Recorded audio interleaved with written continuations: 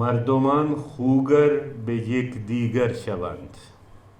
اگر لوگ ایک دوسرے سے مربوط ہو جائیں، اگر لوگ ایک دوسرے سے تعلق پیدا کر لیں تو سفته در یک رشته چون گوهر شوند، تو وہ پھر موتیوں کی ایک لڑی کی طرح بن جاتے ہیں.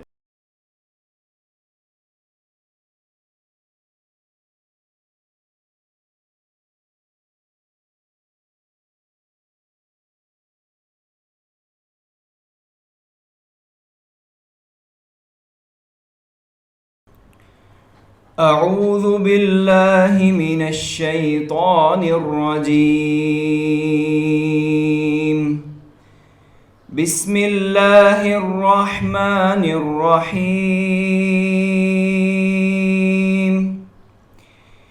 ألم تر كيف ضرب الله مثلا كلمة طيبة كشجرة طيبة أصلها ثابت وفرعها في السماء تؤتي أكلها كل حين بإذن ربها ويضرب الله الأمثال للناس لعلهم يتذكرون ومثل كلمة خبيثة كشجرة خبيثة اجتثت من فوق الأرض ما لها من قرار يثبت الله الذين آمنوا بالقول الثابت في الحياة الدنيا وفي الآخرة يثبت الله الذين آمنوا بالقول الثابت في الحياة الدنيا وفي الآخرة ويضل الله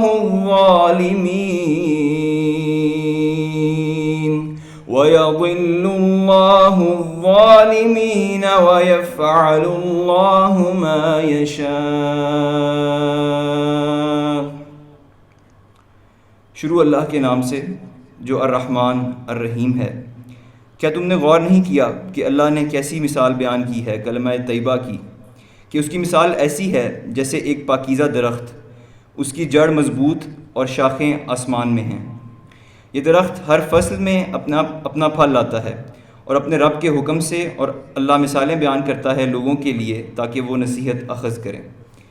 اور کلمہ خبیثہ کی مثال ایسی ہے جیسے ایک گھٹیا درخت، جھاڑ جھنکاڑ، جسے زمین کے اوپر سے ہی اکھاڑ لیا جائے اور اس کے لیے کوئی قرار نہیں.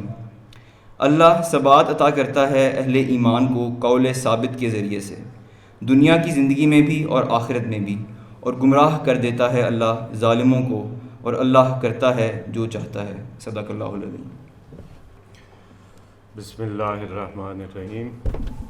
عزیز طلباء و طالبات، آپ لوگوں کے جذبے کو سلام ہے کہ 2 گھنٹے کی کلاس آپ پڑھ چکے ہیں اور پھر 2 گھنٹے کی کلاس پڑھنے کے لیے تیار ہیں. بڑی ہمت کی بات ہے، لیکن یہی چیز آپ کو دوسروں سے بڑا بناتی ہے. ہم پڑھ رہے ہیں اسرار و رموز، اور اسرار و رموز کے سلسلے میں یہ بات آپ کے پیش نظر ہے کہ علامہ اقبال در حقیقت ایک وسیع تر ملت کی تشکیل چاہتے تھے.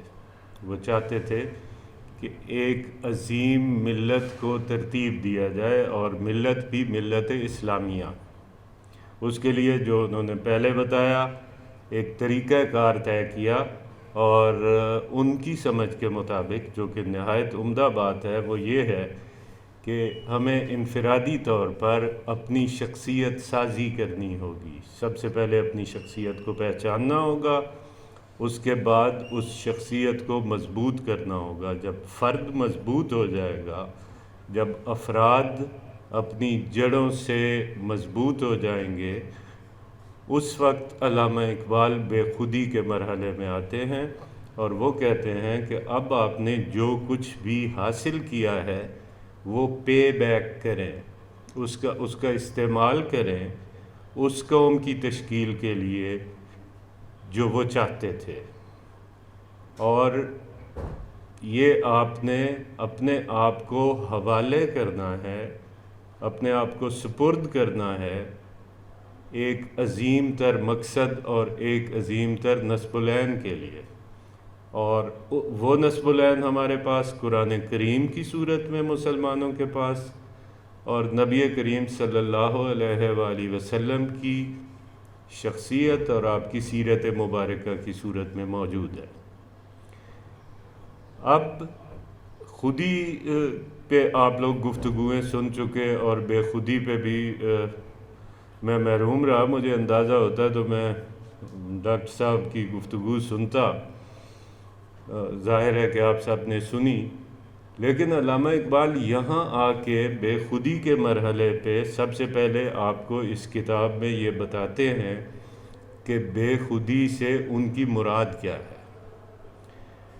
اس کے بعد وہ بتاتے ہیں کہ بے خودی حاصل کرنے کا مقصد، بے خودی اختیار کرنے کا مقصد سب سے پہلا توحید پر کامل ایمان لانا، اس کے بعد رسالت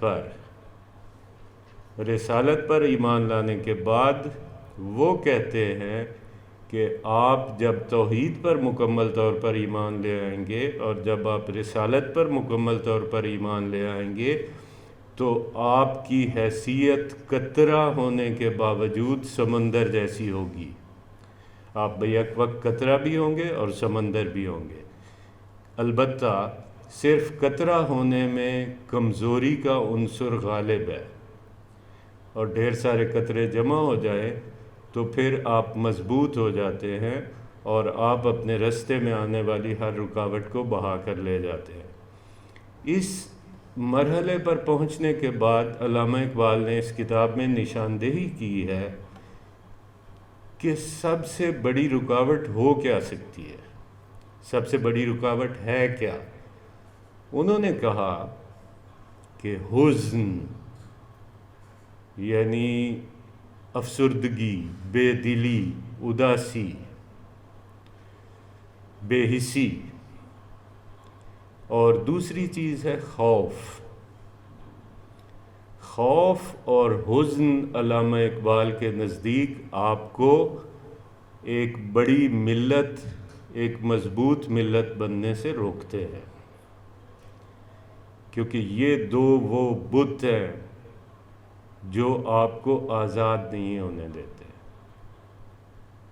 یہ وہ بت ہیں جن کے سامنے آپ کسی نہ کسی مرحلے پر آ کر سجدہ ریز ہونے پہ مجبور ہو جاتے ہیں۔ یہ دو بڑی بیماریاں گنوائی ہیں، یہ بیماریاں اگر آپ میں پیدا نہیں ہوں گی بحیثیت فرد اور بحیثیت قوم، تو پھر وہ مطلوبہ ملت اسلامیہ تشکیل پائے گی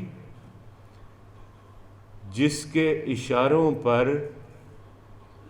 اس کائنات کی تمام اشیاء حرکت کریں گی، پھر اس کا کہا خدا کا کہا ہو جائے گا، اس کا دیکھا خدا کا دیکھا ہو جائے گا، اگر آپ اس مرحلے پر اس بیماری سے بچ جاتے ہیں۔ بہت خوبصورت کتاب ہے، آپ نے بڑی سعادت کی بات ہے کہ اقبال سوسائٹی نے آپ کے لیے انتظام کیا اس کو سبکن پڑھنے کا۔ اس کے آخری حصہ خاص طور پر جب نبی کریم صلی اللہ علیہ وآلہ وسلم کے حضور اپنی درخواست، اپنی گزارش پیش کرتے ہیں، وہاں آ کے آپ کو اقبال کے اخلاص کا اور اقبال کے عشق رسول کا اور اقبال کا ملت اسلامیہ کی تشکیل کے لیے جو ان کے دل و دماغ میں سوز موجود ہے، اس کا صحیح اندازہ اس آخری مرحلے پر ہوتا ہے۔ بے خودی کے سلسلے میں انہوں نے تمہید کے طور پر، یہ تو ہم سمجھ چکے کہ جی وہ چاہتے تھے کہ ایک فرد کو ایک معاشرے کی مضبوطی میں کام میں لایا جائے۔ یہ جو ہمارا پہلا عنوان ہے یہ ہے درمیانی ربط فرد و ملت، فرد اور قوم کے درمیان رابطے کے سلسلے میں۔ فرد را ربط جماعت رحمت است۔ مجھے نہیں پتا آپ لوگوں کا پیج کیا ہے، لیکن امید ہے کہ آپ نے نکال لیا ہوگا۔ نہیں نکالا تو پیج بتا دیں میں۔ 279 ہے جی آپ کی کتاب کے مطابق۔ فرد را ربط جماعت رحمت است۔ کسی بھی فرد کے لیے کسی گروہ سے وابستہ ہونا، گروہ سے مراد یہ ہمارے آج کل کے مقامی گروہ نہیں ہیں، مطلب کسی بھی عظیم مقصد کے لیے اکٹھے ہونے والے لوگوں کے ساتھ جڑ جانا فرد کے لیے رحمت کا باعث ہے۔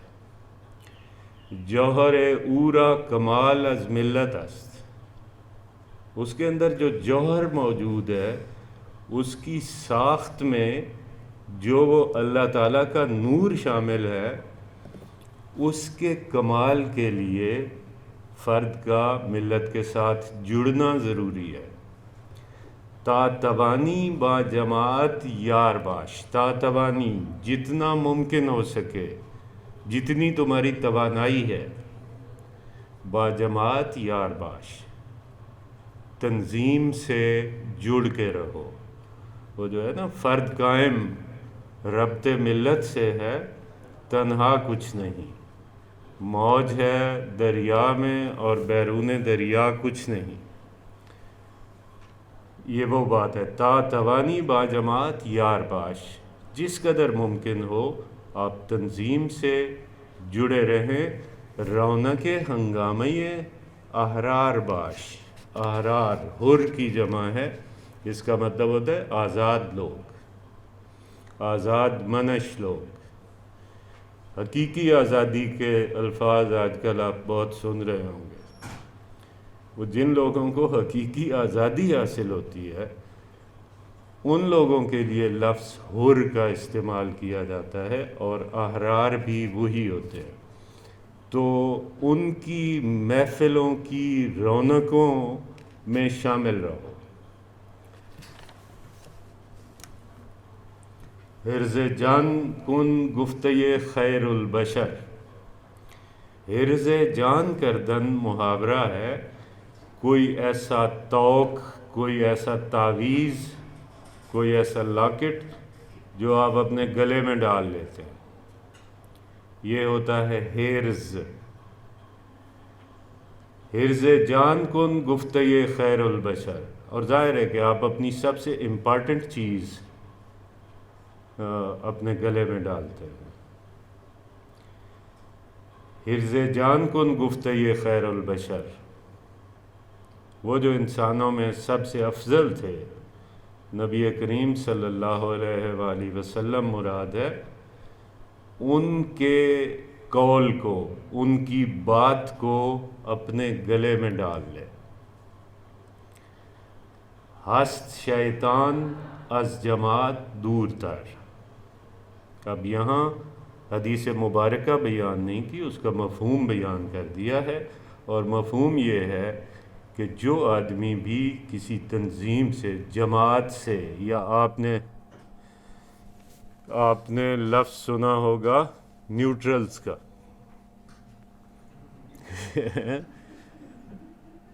جو لوگ نیوٹرل رہتے ہیں، ایک ہوتا ہے با کردار یا خوش کردار، ایک ہوتا ہے بد کردار۔ دونوں کی بڑی حیثیت ہے اور دونوں کا بڑا مقام و مرتبہ ہے اپنی اپنی فیلڈ میں، لیکن ایک تیسرا شخص ہوتا ہے جو اپنے آپ کو کہتا ہے بے کردار، اللہ تعالیٰ نے انسان کو بے کردار رہنے کے لیے پیدا نہیں کیا۔ جو بد کردار ہے وہ تو کسی مرحلے پر خوش کردار ہونے کی امید کی جا سکتی ہے، لیکن جو بد کردار ہے، جو بے کردار ہے، جو کوئی نقش ایفا کرنا ہی نہیں چاہتا، اس کا مسئلہ زیادہ دشوار ہے۔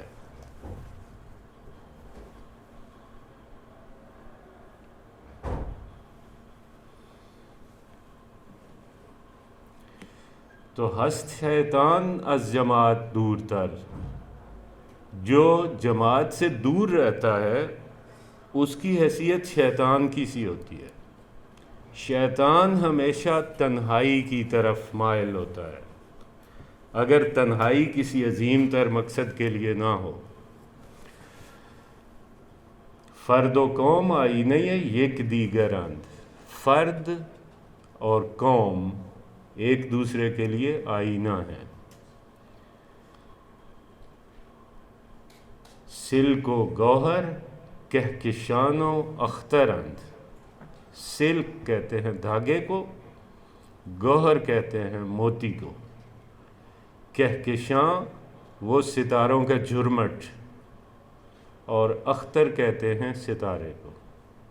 اب یہ پہلے مصرعے میں جو کہا کہ فرد و قوم آئینہ یک دیگر اند، افراد اور اقوام ایک دوسرے کے لیے آئینے کا کام کرتے ہیں، یعنی فرد جب اپنی قوم کے حالات دیکھتا ہے، ان میں جھانکتا ہے، تو اسے اپنی شکل واضح طور پر نظر آنے لگتی ہے، اسے پتہ چلتا ہے کہ وہ کتنے پانی میں ہے، اس کا کیا کردار ہے، اور کوئی کردار ہے بھی کہ نہیں، اور ہے تو کتنا، اس لیے آئینہ قرار دیا ہے۔ اور قوم جب کسی فرد میں جھانکتی ہے تو قوم کو اندازہ ہوتا ہے کہ یہ فرد ہمارے لیے مضبوطی کا باعث ہے، ہمارے لیے ذلت و رسوائی کا باعث ہے، یا ہمارے لیے عزت کا باعث ہے۔ اس لیے کہا فرد و قوم آئینہ یک دیگر اند، ایک دوسرے کے لیے آئینے کا کام کرتے ہیں، اور یہ یوں جڑے ہوئے ہیں ایک دوسرے کے ساتھ جیسے موتی اور دھاگا، لڑی یا مالا پرونے کے لیے دھاگا ضروری ہے، اور ستارہ یعنی یوں تو جو ہمیں نظر آتے ہیں لاہور میں تو اب 100-150 نظر آتے ہیں، لیکن کروڑوں اربوں کی تعداد میں ستارے موجود ہیں۔ زیادہ نمایاں وہی ہے، زیادہ قابل توجہ وہی ہے، نام ان کا رکھا گیا ہے کہکشاں، جو اکٹھے رہتے ہیں، تو یہ یوں ایک دوسرے سے مربوط ہے۔ فرد می گیرد ز ملت احترام، فرد کی کوئی اگر حیثیت ہے، فرد کی اگر کوئی عزت و توقیر ہے، فرد کا اگر کوئی مقام و مرتبہ ہے، تو وہ ملت سے ہے، جس قوم سے وہ وابستہ ہے، اس قوم کی وجہ سے اس فرد کی کوئی حیثیت ہے۔ ملت از افراد می یابد نظام، اور جو قوم ہے وہ افراد کی وجہ سے پہچانی جاتی ہے، ایک دوسرے کے لیے لازم و ملزوم ہے۔ پاکستانی بہت عزت و احترام کی نظر سے ہمارے افراد کو بیرونی دنیا دیکھتی ہے نا، ہمارے گرین پاسپورٹ کی بہت زیادہ عزت کی جاتی ہے۔ پاکستانی کا نام سنتے ہی کہ یہ اس کی شہریت پاکستانی ہے، لوگوں کے کان کھڑے ہو جاتے ہیں۔ ہم فرد ہوتے ہیں، لیکن ہم اس ملت سے وابستہ ہیں جس کی بنیاد وطن پر ہے۔ علامہ اقبال ایک ایسی ملت کی تشکیل چاہتے تھے جس کی بنیاد وطن پر نہ ہو۔ ہم مختلف زمین کے ٹکڑوں میں تقسیم ہو گئے، ہم افغانی ہو گئے، پاکستانی ہو گئے، ترکی ہو گئے، سعودی ہو گئے۔ علامہ اقبال یہ چاہتے تھے کہ ہم مسلمان ہوں، اور یہ اگر ایک ملک کو ایک فرد تصور کر دیا جائے تو جو عالمی دنیا تشکیل پاتی ہے اور جو مسلمانوں کی ملت تشکیل پاتی ہے وہ اسی وجہ سے کمزور ہے، کیونکہ افراد کمزور ہیں۔ تو اگر کسی قوم کو عزت سے دیکھا جاتا ہے تو اس کے افراد اس کی وجہ ہے، اور اگر کسی فرد کو عزت سے دیکھا جاتا ہے تو وہ جس قوم سے وابستہ ہے اس کی وجہ سے عزت سے دیکھا جاتا ہے۔ مایہ نہیں، اس سے پہلے شعر ہے، فرد تا اندر جماعت گم شود، قطرۂ وسعت طلب کلزم شود۔ یہ مثال ہم پہلے دے چکے ہیں۔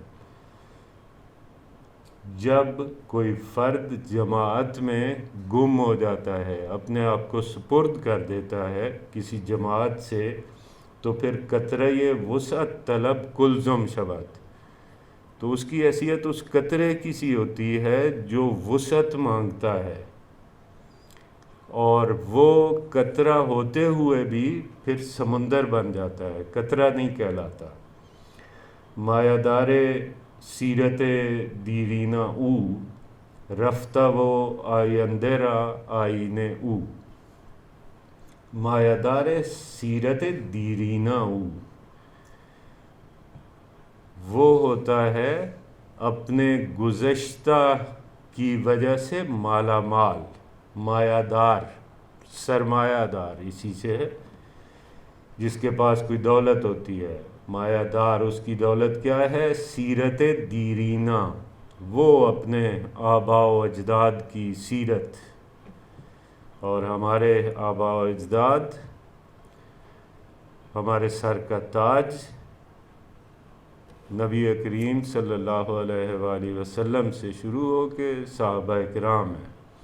ہم ان سے لیتے ہیں جو کچھ لیتے ہیں، ورنہ ہماری بحیثیت مسلمان اپنی تو کوئی حیثیت نہیں ہے۔ اگر نبی کریم صلی اللہ علیہ وآلہ وسلم تشریف نہ لاتے تو ہمیں تو اللہ کا بھی پتہ نہیں تھا۔ ہم مرہون منت ہیں آپ کے کہ آپ نے ہمیں بتایا کہ اللہ ایک ہے، اور ہم نے اس لیے یقین کیا کہ آپ نے سچ کے علاوہ کبھی کچھ کہا نہیں۔ تو مایہ دار سیرت دیرینہ او، رفتہ وہ آئندرا آئینہ او۔ تو کسی بھی قوم کے افراد میں اس قوم کا ماضی بھی دیکھا جا سکتا ہے اور اس کے مستقبل کا تعین بھی کیا جا سکتا ہے۔ وصل استقبال و ماضی ذات او، وصل ملاپ، استقبال ہے مستقبل، وصل استقبال و ماضی، ماضی اور مستقبل کا ملاپ ہوتا ہے، سنگم ہوتا ہے وہ شخص، اس کی ذات او، چون ابد لا انتہا اوقات او، اور جس طرح ابد کی کوئی انتہا نہیں ہے، یہاں کی تو انتہا ہے، لیکن وہ جو دنیائے ابد ہے یا جو اللہ تعالیٰ کی صفت ابدیت ہے اس کی کوئی انتہا نہیں ہے۔ اس طرح پھر اس کی بھی کوئی انتہا نہیں رہتی۔ در دلش ذوق نوا از ملت است، اعتصاب کار او از ملت است۔ اس کے دل میں جو نشو و نما کا ذوق و شوق ہے وہ ملت کی وجہ سے ہے۔ یہ جو ہے اس کا مطلب ہونا چاہیے بھی ہو سکتا ہے، یعنی اس کے اندر اپنی ملت کی خاطر نشو و نما اور پیش رفت کا جذبہ ہونا چاہیے۔ احتساب کار او از ملت است، اس کے کام کا حساب کتاب ملت کی وجہ سے ہوتا ہے۔ یعنی لوگ یہ دیکھتے ہیں کہ یہ کون سی قوم سے ہے، کس علاقے سے ہے، کس مملکت سے ہے، اس کے بعد وہ اس کا تعین کرتے ہیں کہ یہ آدمی کیسا ہوگا۔ پیکرش از قوم و ہم جانش سے قوم، اس کا جسم بھی قوم کی وجہ سے ہے اور اس کی روح بھی قوم کی وجہ سے ہے۔ یعنی اس کا ظاہر بھی، اس کے ظاہر کو دیکھ کے پہچانا جا سکتا ہے کہ یہ کن لوگوں میں سے ہے، اور اس کے باطن کو بھی دیکھ کے پہچانا جا سکتا ہے کہ یہ کن لوگوں میں سے ہے۔ ظاہرش از قوم و پنہانش سے قوم، در زبان قوم گویا می شود۔ چونکہ اپنی خودی کو فنا نہیں کر چکا، اپنی خودی کو کنورٹ کر چکا ہے قوم میں، منتقل کر چکا ہے قوم میں، اس لیے پھر جب وہ بولتا ہے تو انفرادی حیثیت میں نہیں بولتا، وہ ایک قوم کے نمائندے کے طور پر بولتا ہے۔ ہم میں سے ہر شخص اپنے علاقے کا، اپنی جماعت کا سفیر ہوتا ہے۔ وہ جو کچھ کر رہا ہوتا ہے، جو کچھ بول رہا ہوتا ہے، وہ سب کچھ آپ کی قوم کے کھاتے میں جا رہا ہوتا ہے۔ بر رہے اسلاف پویا می شود، وہ اپنے اسلاف کے رستے پر چل رہا ہوتا ہے۔ پھر وضاحت کروں گا، یہ جتنے اشعار ہیں اس میں جو ہوتا ہے وہ ہونا چاہیے ہو سکتا ہے۔ یعنی آپ ایک قوم کے اچھے افراد تب ہیں جب آپ قوم کے وقار کو ملحوظ خاطر رکھتے ہوئے گفتگو کریں۔ آپ اچھے مسلمان تب ہیں جب آپ اپنے اسلاف کے رستے پر چلتے ہوئے نظر آئیں۔ پختہ تر از گرمی صحبت شود، تاب مانی فرد ہم ملت شود، وہ صحبت کے اثر سے مزید پختہ ہو جاتا ہے۔ جن لوگوں میں بیٹھتا ہے، جن لوگوں کے ساتھ رہتا ہے، جن لوگوں کا پاسپورٹ شیئر کرتا ہے، ان لوگوں کی وجہ سے وہ پختہ تر ہوتا جاتا ہے۔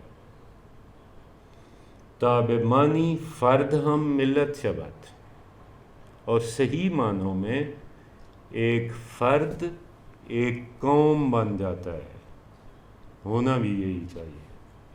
آپ کو دیکھ کے پتہ چلنا چاہیے کہ آپ کون ہیں، آپ کو دیکھ کے پتہ چلنا چاہیے آپ پاکستانی ہیں، آپ کو دیکھ کے پتہ چلنا چاہیے آپ مسلمان ہیں۔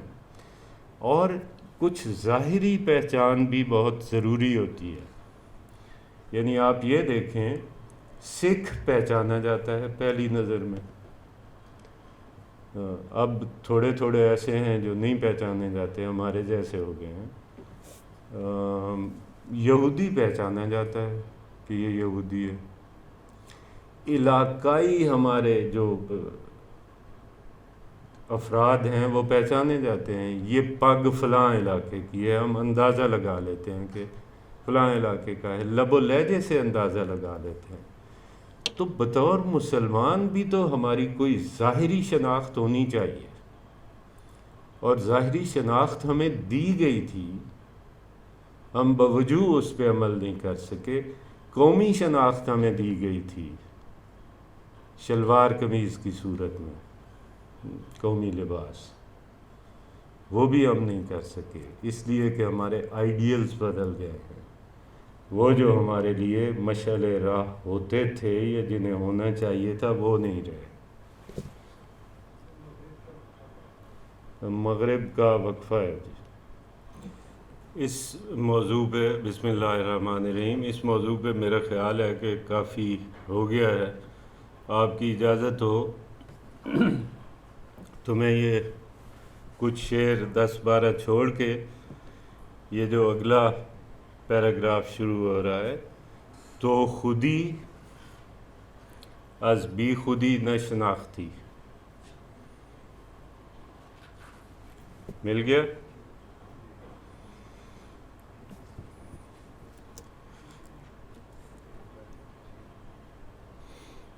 یہی بند جہاں ختم ہوتا ہے اگلا بند ہے. تو خودی از بی خودی نہ شناختی، خویش را اندر گمان انداختی.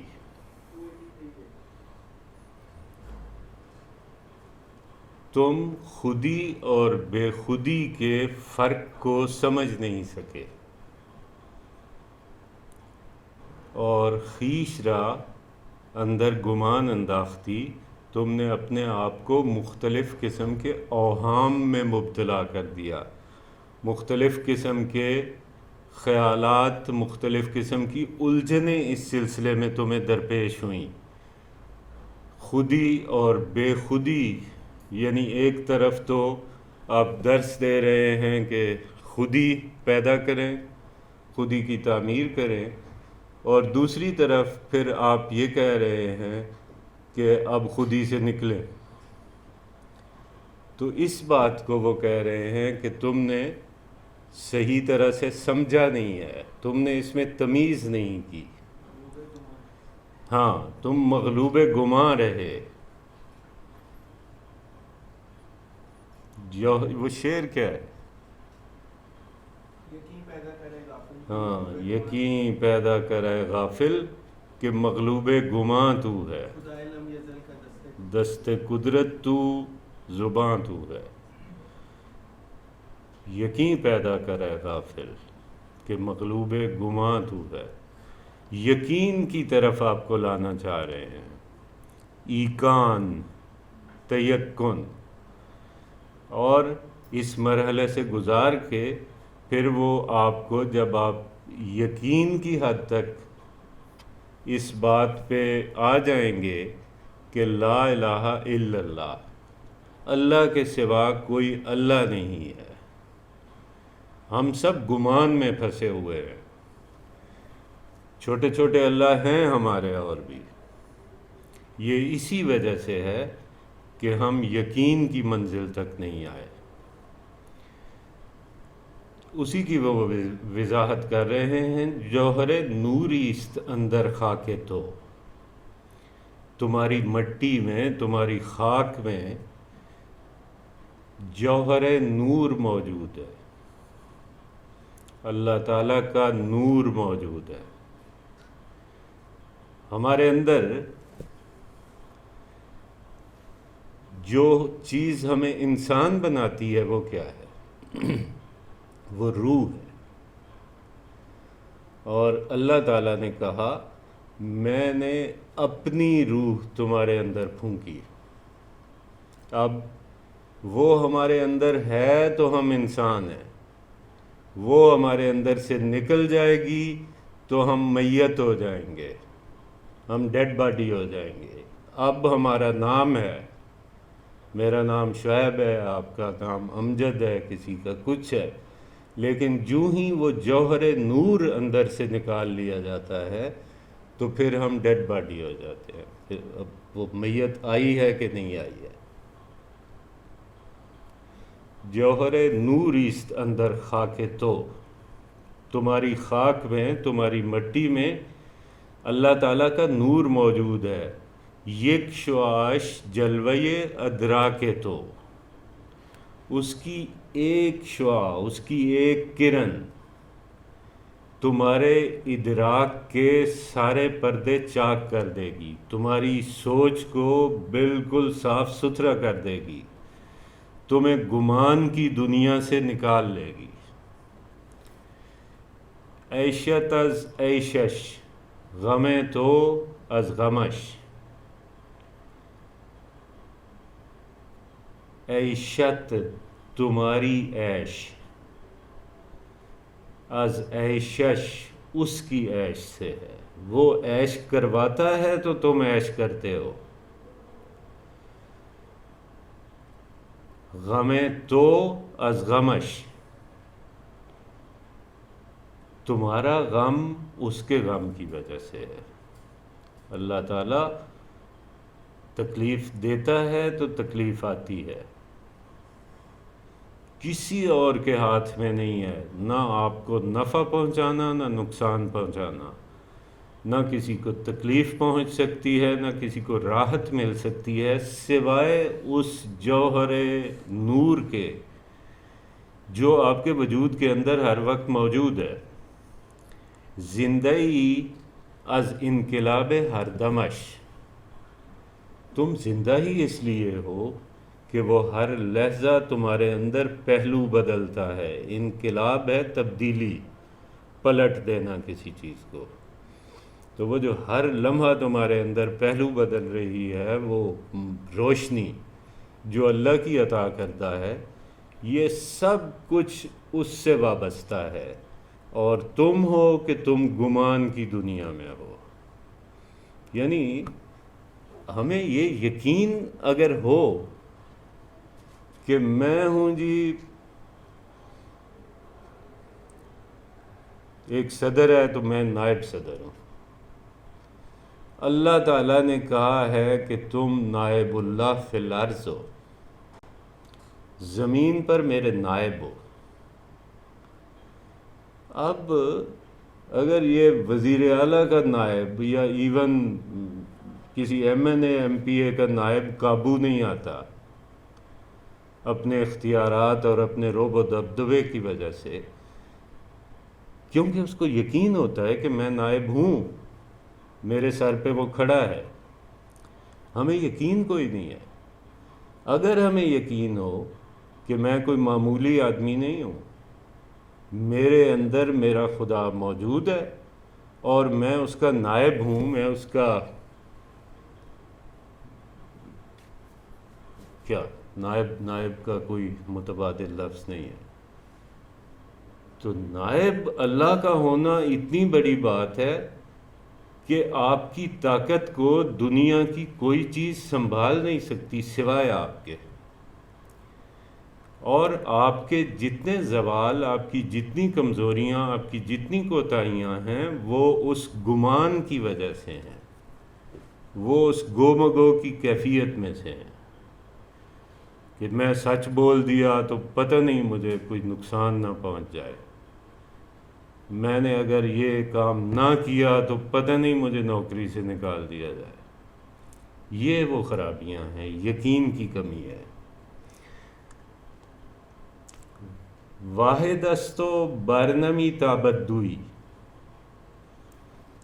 وہ اکیلا ہے اور اسے دوسراہٹ زیب نہیں دیتی. اللہ ایک ہے. یہ ایک تصوف کی نہایت مشکل بحث ہے جو اس ایک مصرے میں آ گئی ہے. واحد است و برنمی تابد دوئی، وہ ایک ہی ہے اور وہ دوسراہٹ کی روادار نہیں ہو سکتی، متحمل نہیں ہو سکتی. لیکن اگلا مصرع ہے من ز تاب او من استم توئی، لیکن میں اگر ہوں تو اس کی وجہ سے ہوں، اور تم اگر تم ہو تو اس کی وجہ سے ہو. وہ جو تصوف کے دو مشہور نظریات ہیں، وحدت الوجود اور وحدت الشہود، اور اس کے ذیلی مباحث، وہ اس میں سمیٹ دیے گئے ہیں. ایک طبقہ ہے وہ یہ کہتا ہے کہ یہاں ہر چیز اللہ ہے، اللہ خود ہے.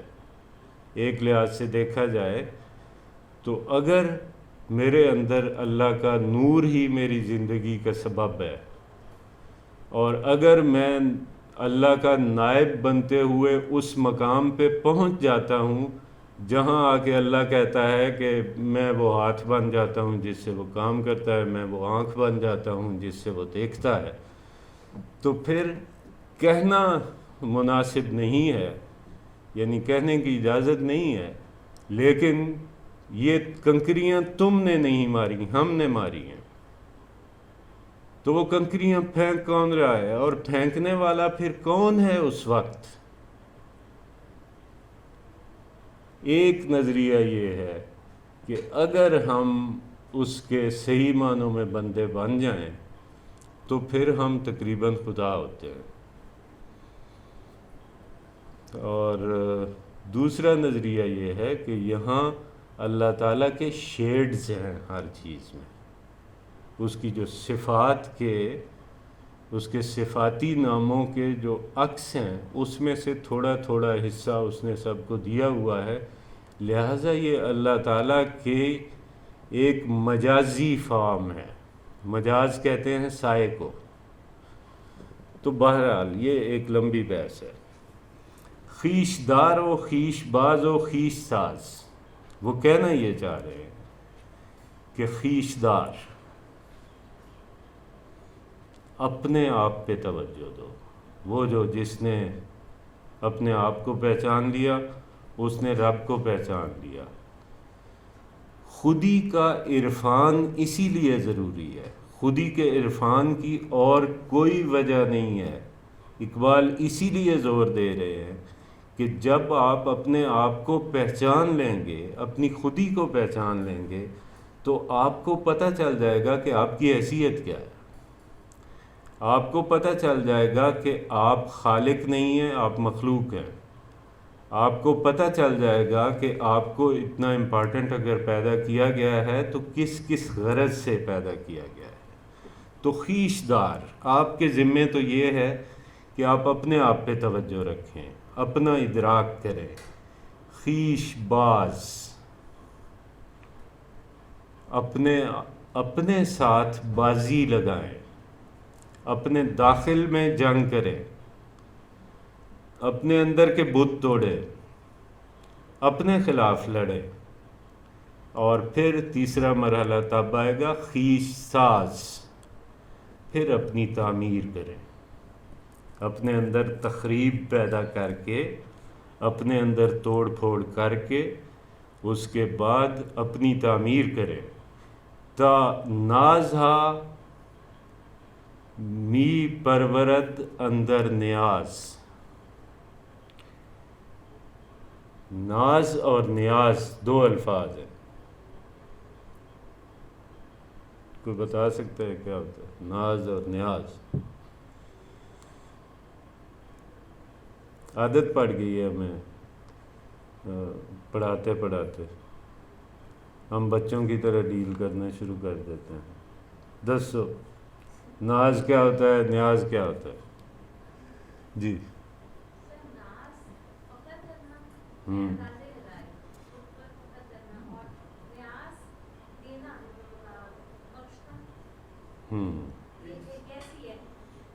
ایک آواز اور آئی تھی جی۔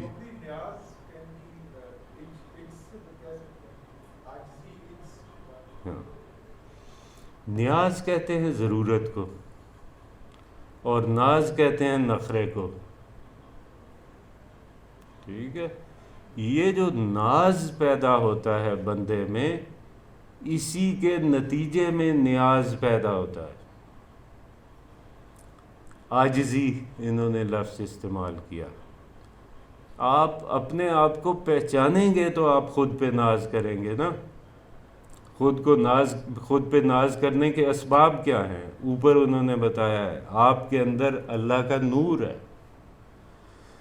لہٰذا آپ اپنے آپ پہ ناز کر سکتے ہیں، اور اس ناز کے بعد پھر وہ جو نیاز مندی کی کیفیت ہے، ضرورت مندی کی کیفیت ہے، وہ پہلے انسان میں ہوتی ہے، لیکن آپ کے اس ناز پروری کی وجہ سے وہ خدا میں پیدا ہو جائے گی۔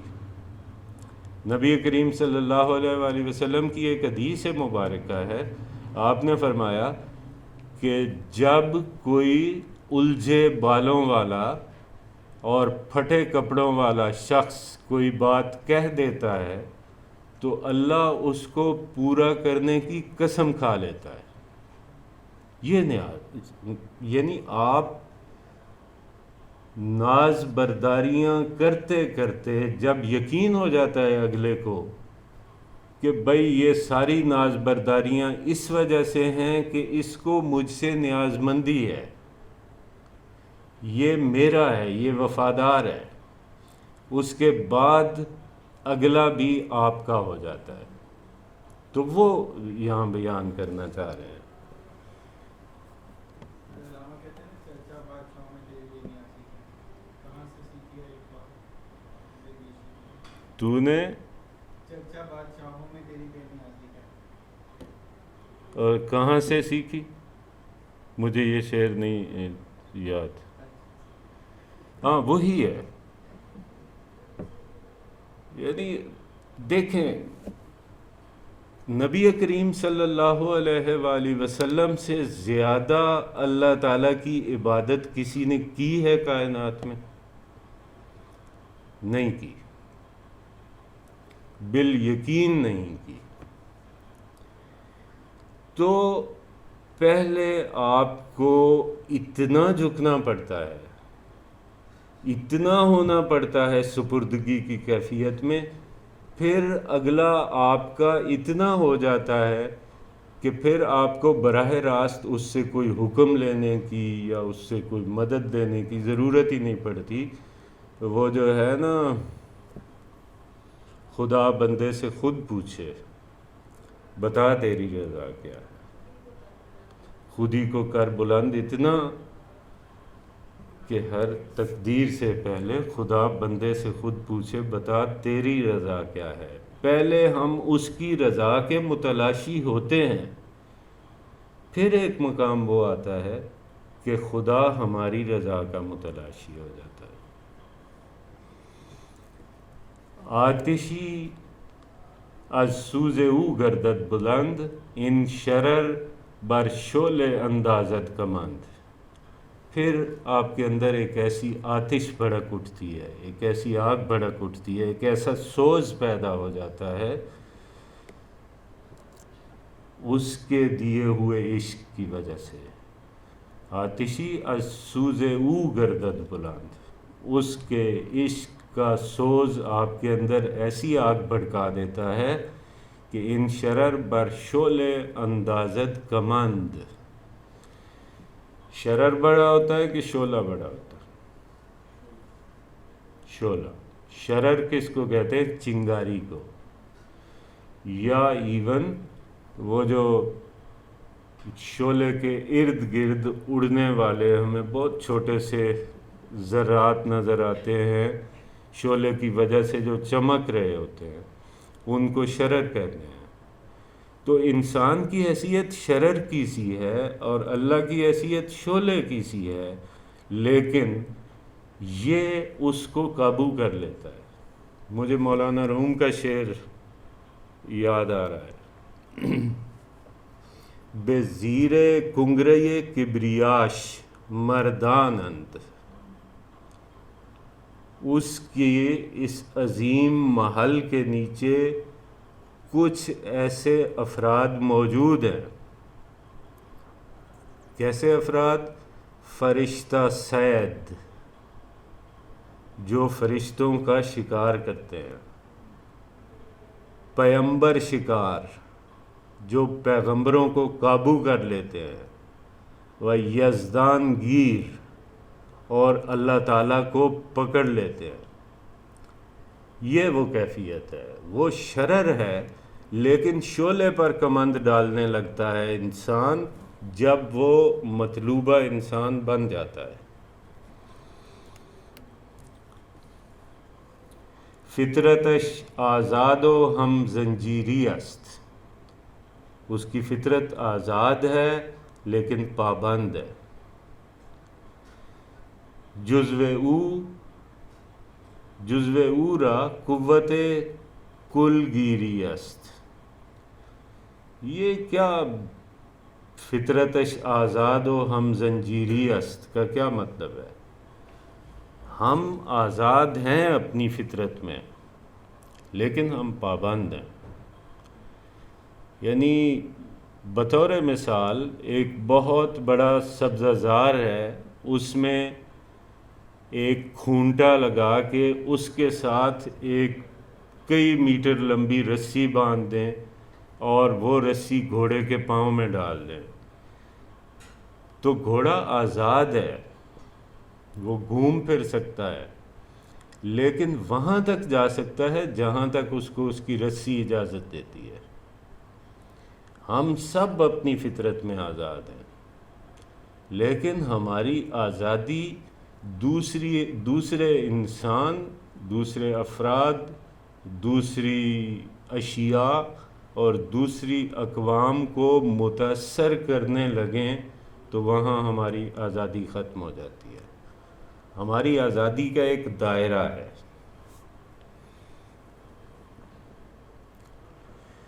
جزو اورا قوت کل گیری است، اور یہ جو انسان جس کا تذکرہ ہو رہا ہے، اس کے وجود کے اندر ایک ایسا جزو موجود ہے، وہی جزو جس کا اوپر ذکر کیا ہے، اللہ کے نور کا جزو، جو اس ساری کائنات کو مسخر کر سکتا ہے، جو اس ساری کائنات کو قابو کر سکتا ہے، کل گیری، سب کو پکڑ سکتا ہے۔ خوگر پیکار پہم دیدمش، میں نے ایسے لوگوں کو خوگر پیکار دیکھا ہے، میں نے ان کو مسلسل جد و جہد کا قائل دیکھا ہے۔ وہ جو ہے نا پلٹنا، جھپٹنا، جھپٹ کر پلٹنا، اقبال کے نظریات میں سے ایک بڑا نظریہ جس پہ وہ زور دیتے ہیں، کوشش پہم، لگے رہنا، انبیاء والی صفات۔ آپ کو کامیابی ہو رہی ہے، آپ کو کامیابی نہیں ہو رہی ہے، آپ کی کامیابی یہ ہے کہ آپ اپنے مقصد کو بیان کرتے جا رہے ہیں یا نہیں، آپ اپنی ذمہ داری نبھاتے چلے جا رہے ہیں یا نہیں۔ پہلے انہوں نے ذکر کر دیا سب سے بڑی بیماری اس سلسلے میں وہ کیا ہے؟ مایوسی ہے۔ مایوسی اور ملال، بے دلی، یہ پیدا ہو جائے تو انسان کوشش پہم کر نہیں سکتا۔ تو میں نے ایسے انسانوں کو پیکار پہم کا متلاشی دیکھا ہے۔ خوگر ہوتا ہے خواہش رکھنے والا، ہم خودی، ہم زندگی نامی دمش، اور میں نے اس چیز کو یعنی کوشش پہم کو خودی بھی سمجھا۔ میرے نزدیک یہ چیز خودی بھی ہے اور یہی زندگی بھی ہے۔ یہ جو مسلسل ایفرٹ کرتے رہنا ہے، یہی خودی ہے اور یہی زندگی ہے۔ چون ز خلوت خویش را بیرون دہد، اب جب وہ پھر تنہائی سے باہر نکلتا ہے، تنہائی سے باہر نکلتا ہے، مراد اپنی خودی کی تعمیر مکمل کرنے کے بعد، یہ صفات کا حامل ہونے کے بعد، پھر اس پہ ذمہ داریاں عائد ہوتی ہیں۔ ذمہ داریاں یہ ہیں کہ وہ پھر پبلک میں آئے، وہ اپنی ذات سے باہر کا سفر شروع کرے۔ چون ز خلوت خویش را بیرون دہد، پاش در ہنگامہ جلوت نہد۔ نبی کریم صلی اللہ علیہ وآلہ وسلم گوشے تنہائی میں جا کے بیٹھے تھے، غار حرا میں۔ دنیا کے ہر مذہب میں میڈیٹیشن یا مراقبہ، اس کا تصور کسی نہ کسی صورت میں موجود ہے، اور اس کے لیے پہلے تو اپنی ذات میں، پھر مظاہر فطرت میں جا کے بیٹھنا پڑتا ہے، تنہائی اختیار کرنی پڑتی ہے، اور اس کے بعد آپ پہ ذمہ داریاں عائد ہوتی ہیں۔ آپ نے جو کچھ حاصل کیا ہے وہ آپ لوٹائیں، آپ خودی سے بے خودی کے مرحلے کی طرف آئیں۔ پاش در ہنگامہ جلوت نہاد، پھر وہ قدم رکھتا ہے لوگوں کے درمیان، پھر وہ قدم رکھتا ہے معاشرے کے ہنگاموں میں۔ نقش گیر اندر دلش او می شود،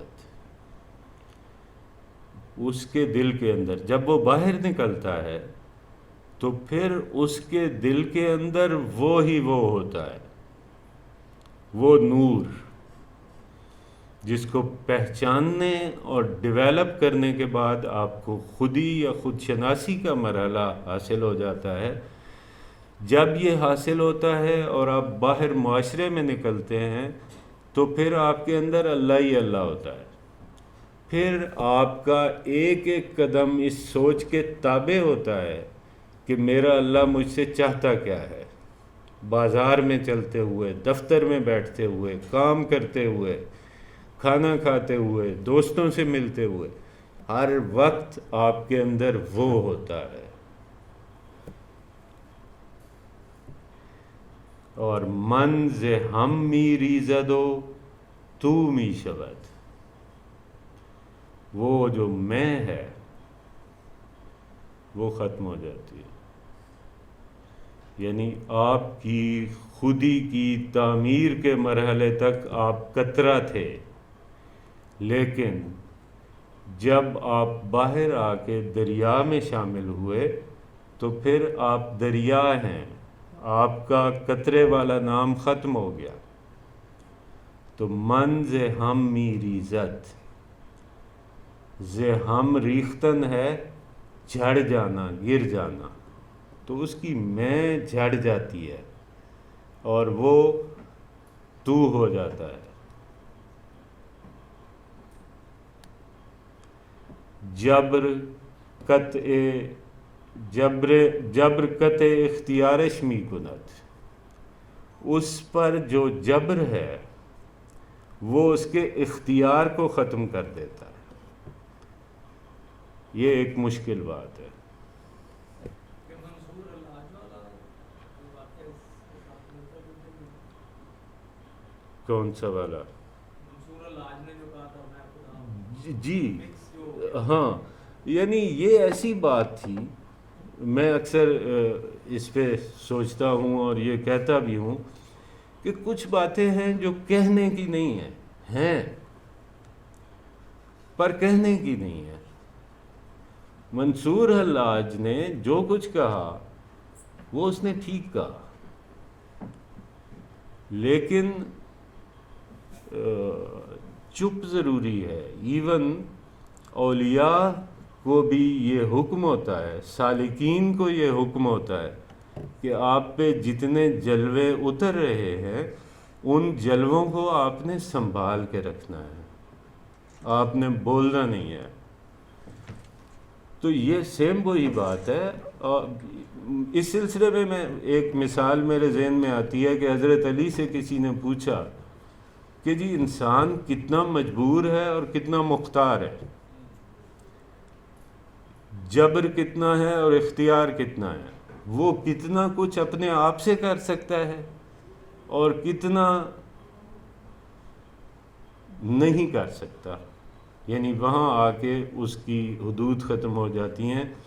تو آپ نے جو جواب دیا وہ یہ تھا، اس بندے کو کہا کہ ایک ٹانگ اٹھاؤ، اس نے اٹھائی، آپ نے فرمایا دوسری اٹھاؤ، اس نے کہا جی میں گر جاؤں گا۔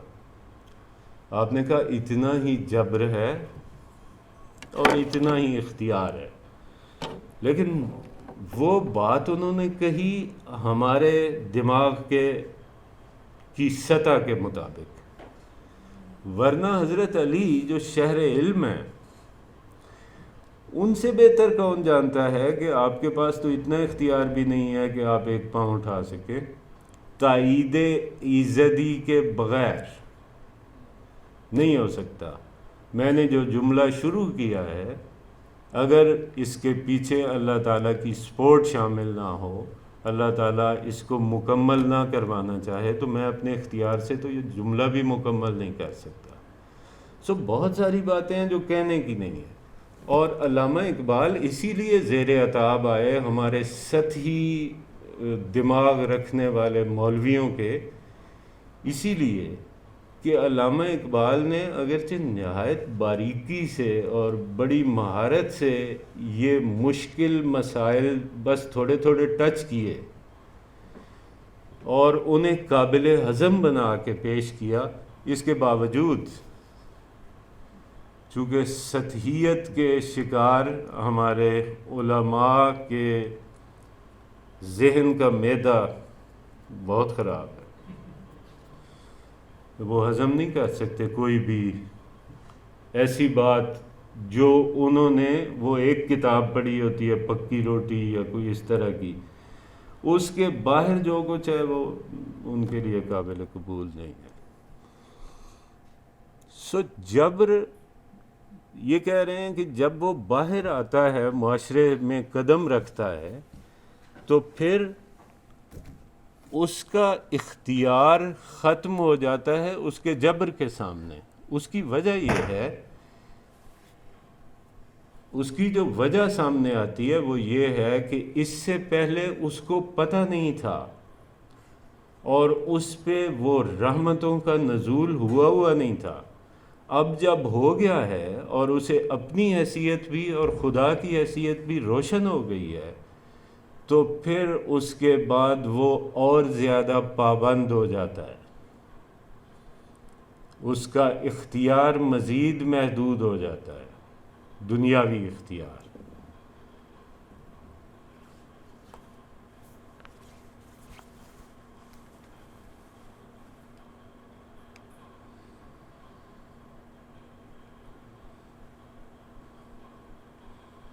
یا میں کچھ بہت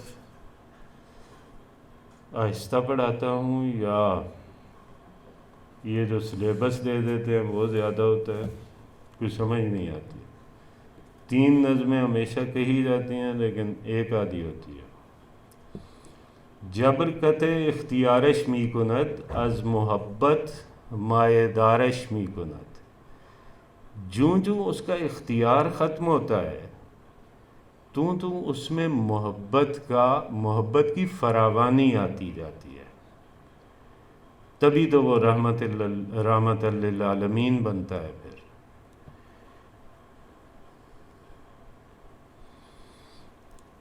ناز تا ناز است کم خیزد نیاز۔ جب تک ناز صرف ناز رہے تب تک نیاز مندی پیدا نہیں ہوتی، اس پہ ہم پہلے بات کر چکے ہیں۔ ناز ہا سازد بے ہم خیزت نیاز، اور جب ناز اکٹھے ہو جاتے ہیں تب کہیں جا کر نیاز مندی کی کیفیت پیدا ہوتی ہے۔ در جماعت خود شکن گردد خودی، یہ تمہید تھی سمجھانے کے لیے کہ خودی اور بے خودی اصل میں ہے کیا۔ اب خلاصہ آ رہا ہے اس آخری شعر میں، در جماعت خود شکن گردد خودی۔ جب آپ جماعت میں شامل ہو جاتے ہیں، جب آپ کسی ملت کا حصہ بن جاتے ہیں تو خودی اپنے آپ کو خود ہی توڑ دیتی ہے۔ پھر جو آپ کا سربراہ کہہ رہا ہوتا ہے وہ حرف آخر ہوتا ہے۔ آپ دیکھیں سب سے مضبوط خودی والے انسان نبی کریم صلی اللہ علیہ وآلہ وسلم کے دور مبارکہ میں تھے، ان سے زیادہ مضبوط خودی کسی کی نہیں ہو سکتی۔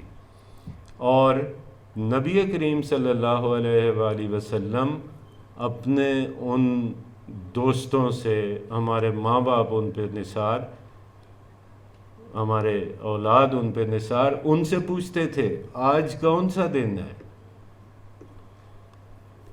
تو کوئی بندہ نہیں کہتا تھا کہ آج بدھ ہے، یہ آج جمعرات ہے،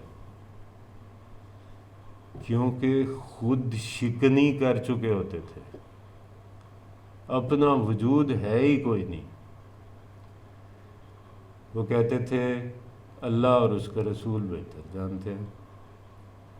کبھی تاریخ میں ایسا کوئی ایک وقت نہیں آیا جب نبی کریم صلی اللہ علیہ وسلم نے پوچھا ہو یہ کون سا دن ہے، یہ کون سا وقت ہے، تو کسی نے کہا ہو کہ جی یہ فلاں وقت ہے یا فلاں دن ہے۔ انہوں نے کہا جی اللہ اور اس کے رسول کو پتہ ہے۔ آپ دیکھیں جب تحویل قبلہ کا مرحلہ آیا، کتنا عجیب و غریب منظر ہے خودی اور بے خودی کا۔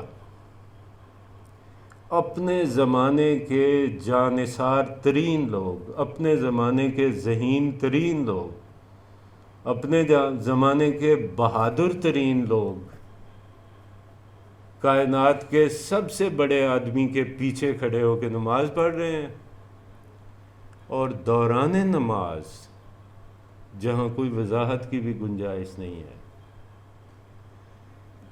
حکم آتا ہے کہ منہ اس طرف کر لے، ایک آدمی پہ حکم آتا ہے، باقیوں کو نہیں پتا کیا ہو رہا ہے،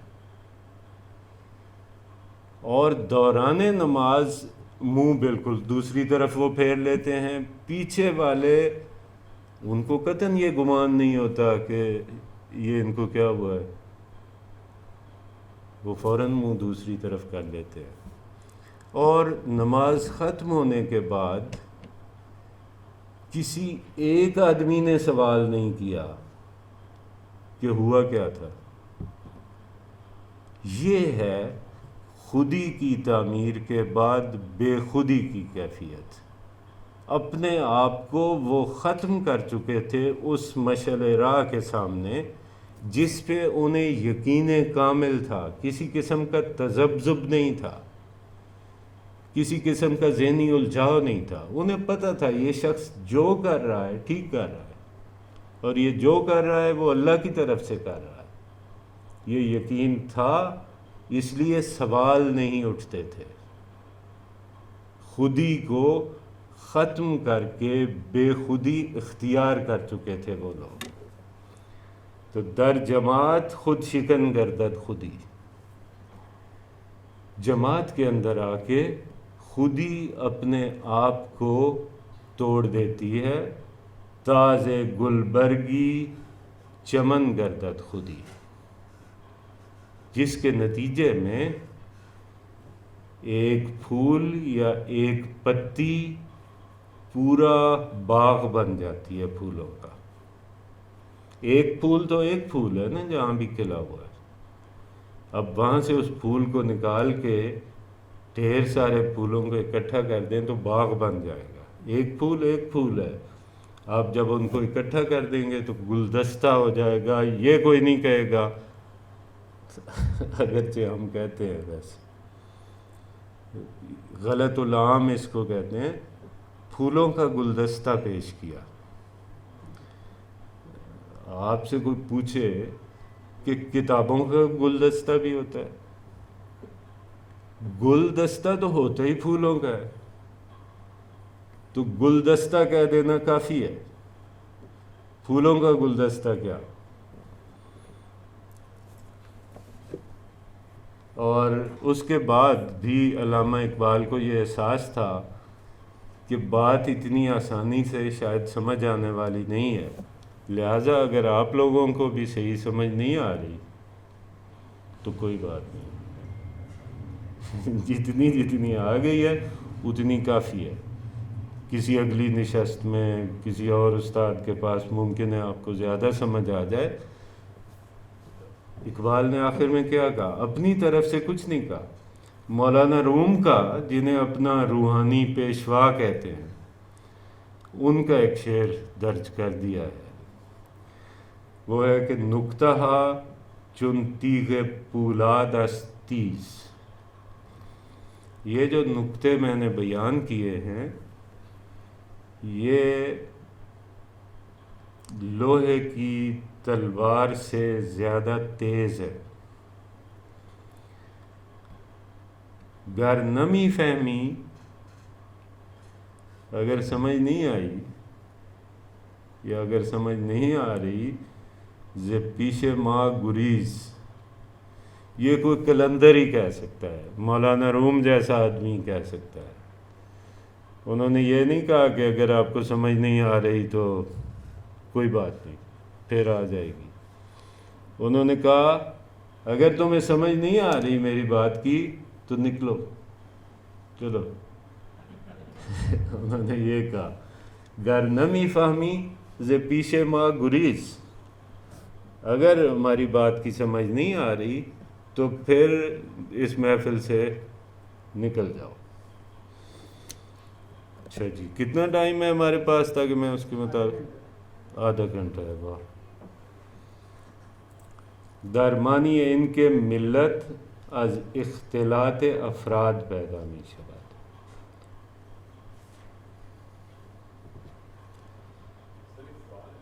جی جی جی، اینڈ میں نہیں سوالوں کا موقع ملتا تو آپ اس دوران دو چیزیں پڑھنے سے زیادہ بہتر ہے کہ ایک چیز چنگی طرح سمجھ لی جائے۔ جی تو سوال یہ تھا کہ آپ نے ایگزامپل دی تھی کہ صحابہ جو ہیں وہ انہوں نے پوچھا ہی نہیں اور اپنی جو ہے اپنا کر دیا۔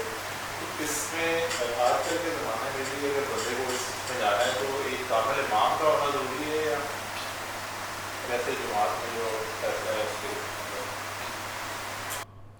جی، لازم ہے کہ آپ کے سامنے کوئی ایسا ماڈل ہو جس پر آپ اس لیول کا اعتماد کر سکیں۔ اس کے لیے انبیاء کا سلسلہ ختم ہو چکا ہے اور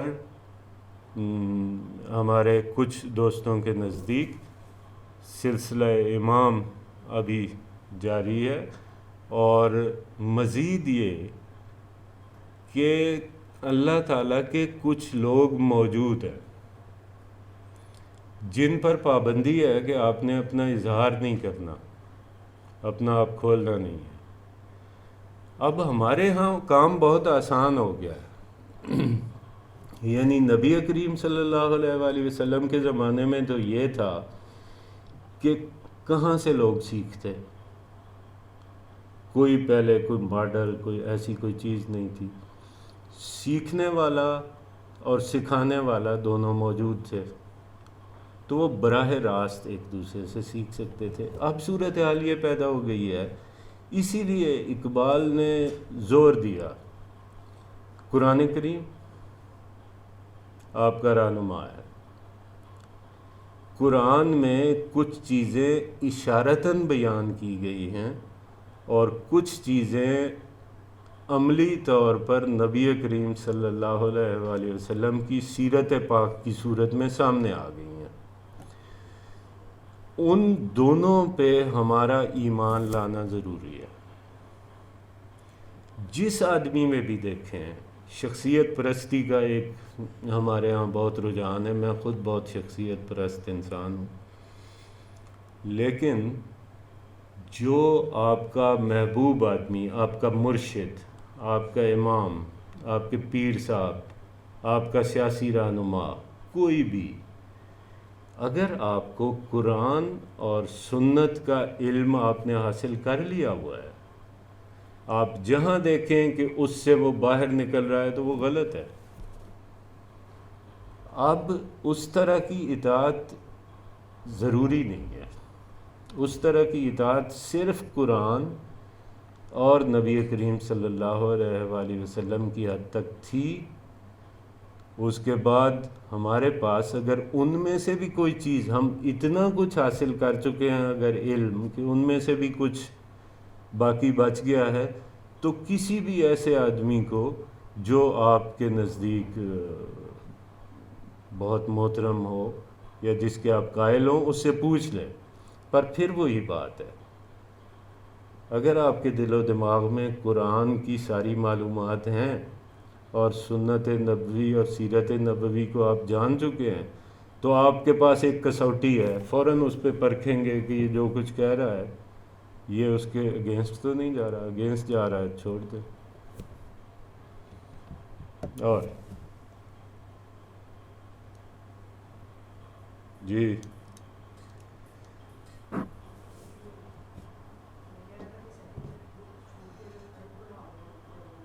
اچھا، ان کی رائے ہے یہ سیکنڈ، ہاں ویسے بات آپ کی مناسب ہے، وہ یوں کہ ہم اس بات پہ کافی گفتگو کر چکے ہیں کہ جی ہم بے خودی کے نتیجے میں چاہتے کیا ہیں، اور وہ ظاہر ہے کہ فرد اور ملت کا آپس میں رابطہ ہے، اور افراد کی وجہ سے کوئی قوم بنتی ہے، اور قوم افراد کی عکاس ہوتی ہے، اور فرد قوم کا عکاس ہوتا ہے۔ ان کی خواہش یہ ہے کہ جی اس سے اگلی شروع کر لی جائے جو رکن اول ہے توحید والا۔ اچھی خواہش ہے، پر میں تو پابند ہوں نا انتظامیہ کا، جس طرح وہ پڑھانا چاہتے ہیں۔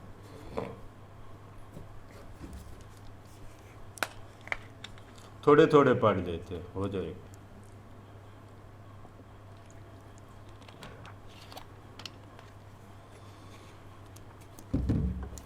افراد کے اختلاط سے، افراد کے باہم اکٹھے ہونے سے ملت تشکیل پاتی ہے۔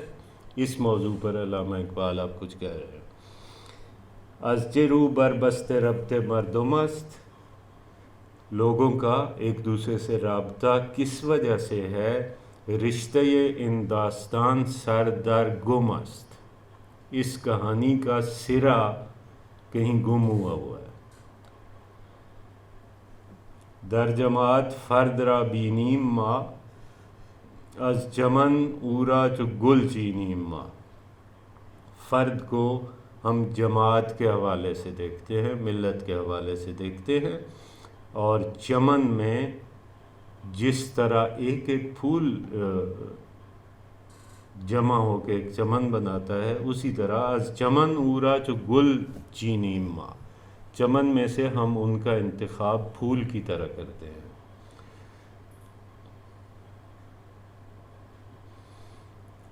مردمان، ایک شعر میں نے 2 شعر چھوڑ دیے ہیں۔ مردمان خوگر به یک دیگر شوند، اگر لوگ ایک دوسرے سے مربوط ہو جائیں، اگر لوگ ایک دوسرے سے تعلق پیدا کر لیں تو سفتے در یک رشتے چون گوہر شوند، تو وہ پھر موتیوں کی ایک لڑی کی طرح بن جاتے ہیں۔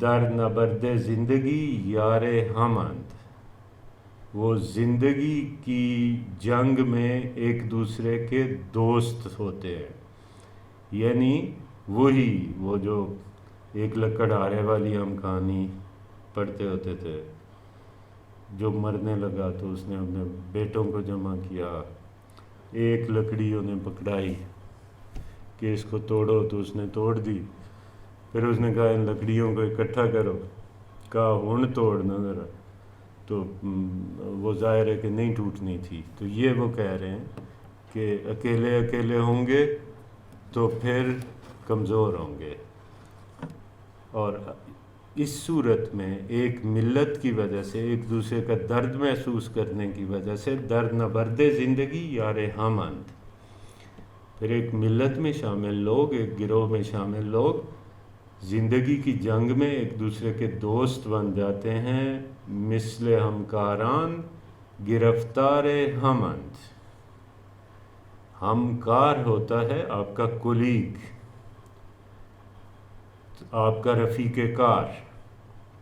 تو پھر ایک دفتر میں کام کرنے والے جس طرح ایک دوسرے سے مربوط اور ایک دوسرے کے پابند ہوتے ہیں، اس طرح ہو جاتا ہے، ایک پورا سسٹم بن جاتا ہے۔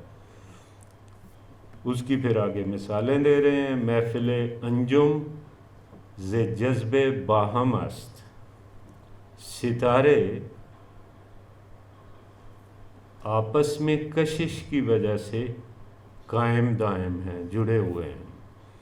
ہستی کوکب ز کوکب محکم است، اس سے کیا ثابت ہوا کہ ایک ستارے کا وجود دوسرے ستارے کی وجہ سے ہے۔ خیمہ گاہ کاروان کوہ و جبل مرغزار و دامن صحرا و تل سست و بیجان تار و پود کار او ناکشود غنچه پندار او.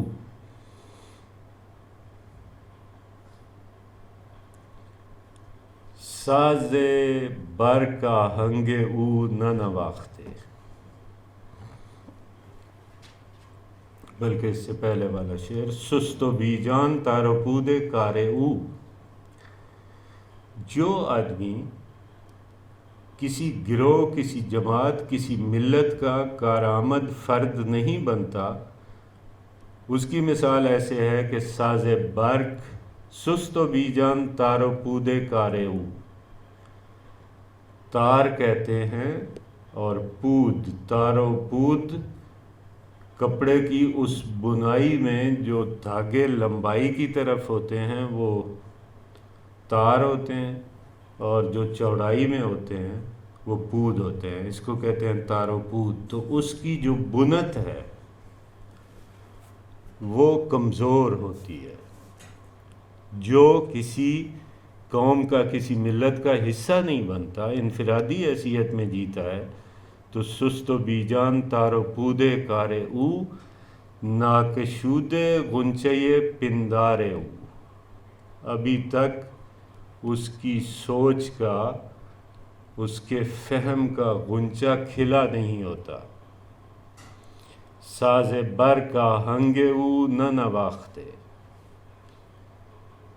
ساز برق، بجلی کے ساز نے اس کا آہنگ، اس کی لے ابھی ترتیب نہیں دی. شاعرانہ انداز میں کہا ہے، مطلب یہ ہے کہ اس نے ابھی مصیبتوں کا سامنا ہی نہیں کیا، اس پر ابھی بجلی گری نہیں ہے. نغماش در پردے ناپرداختے، اور ابھی اس کا گیت گایا نہیں گیا. ہمارے نزدیک جب کسی پہ بجلی گرتی ہے، کسی پہ مصیبت آتی ہے، تو یہ کوئی منفی عمل ہے. علامہ اقبال کے نزدیک یہ بہت مثبت عمل ہے، کیونکہ راحت، آرام، سکھ، چین، یہ ساری چیزیں آپ کی کشمکش کی اور جستجو کی اور جد و جہد کی صلاحیت کو کم کرتے ہیں، اور نامساعد حالات، ناموافق حالات آپ کی زندگی کو، آپ کی توانائیوں کو بڑھاتے ہیں. جس طرح ایک آدمی سست میری طرح گھر میں صوفے پہ بیٹھ کے وہ ٹی وی دیکھتا رہے تو اس کے مسلز کمزور ہوتے ہیں. اور مسلز مضبوط کس کے ہوتے ہیں؟ جو روزانہ اپنے مسلز کو وقت میں ڈالتا ہے، جو روزانہ جم جا کے ایکسرسائزیں کرتا ہے، اپنے پسینے نکالتا ہے، خود پہ مصیبت اتارتا ہے، وہ مضبوط ہوتا جاتا ہے، اگرچہ مشکل حالات سے گزر رہا ہوتا ہے. گوش مالے جستجو ناخردئی، اس نے ابھی تک کوشش کی، مصیبتوں نے اس کے کان نہیں مروڑے. گوش مالی کردن ہے یا گوش مالی دن. ایک زمانے میں استاد اس قسم کا حربہ استعمال کرتے تھے.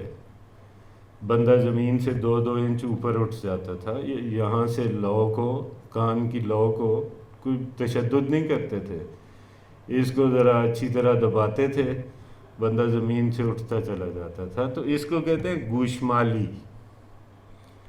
اردو میں اب بھی استعمال ہوتا ہے محاورہ گوشمالی کرنا. اس نے اس کی بڑی گوشمالی کی، اس کا مطلب ہے کہ اسے سزا دی. گوشمالے جستجو ناخردئی، اس نے ابھی کوشش کی، سزا کاٹی نہیں ہے. اس کا مطلب ہے کہ کوشش کے نتیجے میں آپ کو مشکلات کا سامنا تو کرنا ہی پڑے گا. زخم ہائے آرزو ناخردئی، زخم خوردن ہوتا ہے ضرب لگانا، خاص طور پر جو سٹرنگز والے آلات موسیقی ہیں ان پہ جو انگلی سے مارتے ہیں اس کو کہتے ہیں زخمے. آگے ایک لوہے کی یا اس کی چمڑے کی مضراب، وہی ضرب لگانے والا، اسی کو یہ بھی کہتے ہیں زخمے. زخم زدن ہوتا ہے وہ سٹروک لگانا. زخم ہائے آرزو ناخوردائی، تو ابھی خواہشات نے اس کی دھن بجائی نہیں ہے، اس کے اندر کبھی کوئی خواہش پیدا ہی نہیں ہوئی. ناب سامان محفل نوزاداش، می توان با پنبے چیدن باداش. نو دمید سبزے خاکش ہنوز، سرد خون اندر رگے تاکش ہنوز. منزل دیو پری اندیشاش. تو ایسے شخص کی کیا حالت ہوتی ہے کہ وہ پریوں اور جنوں کے متعلق سوچتا رہتا ہے. کوئی نقصان ہو گیا تو جادو کر دیا جی کسی نے، نوکری نہیں مل رہی تو بندش ہو گئی ہے جی، فلاں ہو گیا، یہ ہے وہ ہے. ایسے خیالات میں اقبال تو کہتا ہے گفتم کہ جہان ماں آیا تو بے می سازت. میں نے نہیں، اللہ نے مجھے کہا کہ کیا ہماری دنیا تیرے کام کی ہے، تیرے ساتھ ساز باز کرتی ہے. گفتم کہ نمی سازت، میں نے کہا نہیں، میری نہیں بنتی دنیا سے. تو اللہ نے کہا گفتہ کہ تو برہم زن. اللہ نے کہا کہ چک کے پرے مارو، اٹھا کے پھینک دو ایسی دنیا جو تمہارے ساتھ بنا کے نہیں رکھتی. تو یہ جو ہمارے جیسے سست عناصر ہیں، بحیثیت قوم، بحیثیت فرد، ان کا کیا مسئلہ ہوتا ہے؟ منزل دیو پری اندیشاش. وہ پریوں کی کہانیوں میں، خوابوں خیالوں کی دنیا میں کھوئے رہتے ہیں. از گمان خود رمیدن پیشاش، اور اپنے خیالات میں ہی وہ دوڑتے پھرتے رہتے ہیں، اپنے خیالات کے گھوڑے دوڑاتے رہتے ہیں. تنگ میدان ہستی خامش ہنوز، فکر او زیر لبے بامش ہنوز. بیم جان سرمایہ آب و گلش، ہم ز باد تند می ارزد دلش. جان او از سخت کوشی رم زند. یہ اب علامہ اقبال وہ ناپسندیدہ کیفیات کا ذکر کر رہے ہیں. ایک طرف تو پہلے تذکرہ کیا ان لوگوں کا جنہوں نے تعمیر خودی کے ذریعے سے اپنے آپ کو بہت مفید بنا لیا. اب دوسری طرف وہ ہیں جنہوں نے یہ نہیں کیا، تو یہ ان کے مسائل بیان کر رہے ہیں. جانے او از سخت کوشی رم زند. سخت کوشی سے ان کی جان جاتی ہے، محنت کرنے سے ان کی جان جاتی ہے. پنجے در دامان فطرت کم زند. تو یہ لوگ فطرت کے مقاصد کے ساتھ زور آزمائی نہیں کرتے، بس جو کچھ ہو ہی جا رہا ہے اس کو کبھی جادو اور کبھی کچھ سمجھ کے، تقدیر سمجھ کے، اللہ کی طرف سے لکھا ہوا ایسا ہے، اس پہ گزارا کرتے ہیں. مجھے تھوڑی سی شرم بھی آتی ہے یہ چیزیں پڑھاتے ہوئے، اس لیے کہ میں خود اسی عقیدے کا مالک ہوں.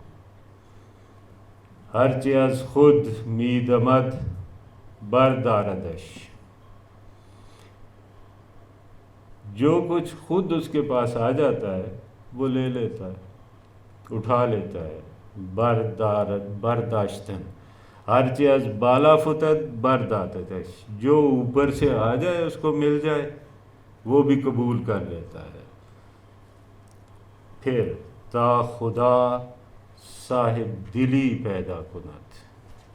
پھر کیا ہوتا ہے؟ جب حالات یوں ہو جاتے ہیں، جب افراد کی یہ حالت ہو جاتی ہے اور ان کا مجموعہ یعنی قوم اس قدر سستی اور اس قدر مایوسی اور اس قدر کوشش سے فرار اختیار کرتی ہے، تو تب کہیں جا کے اللہ تعالیٰ کیا کرتا ہے؟ تا خدا صاحب دلی پیدا کنت، پھر اللہ تعالیٰ اس قوم میں، ان افراد میں ایک کوئی دل والا پیدا کر دیتا ہے۔ کوز حرفی دفتری املا کنت، جس کی ایک ایک بات ایک ایک کتاب پر بھاری ہوتی ہے۔ کوز حرفی، جس کا ایک حرف دفتری املا کنت، ایک پوری کتاب کے برابر ہوتا ہے۔ ساز پردازی کے از آوازئی،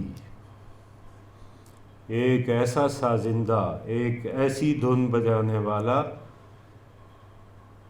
کہ از آوازئی، جس کی دھن سے خاک را بخشد حیات تازئی، وہ مٹی میں نئی زندگی دوڑا دیتا ہے۔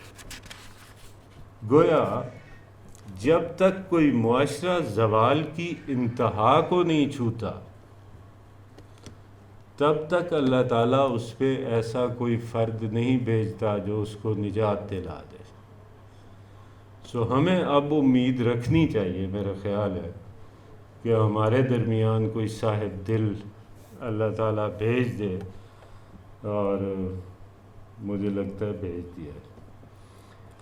ذرہ بیمائے زو گیرد ازو، پھر ایک بے حیثیت ذرہ اس سے روشنی پاتا ہے۔ ہر متائی ارج نو گیرد ازو، ہر چیز اس سے نیا عروج پاتی ہے، نئی بلندی پاتی ہے۔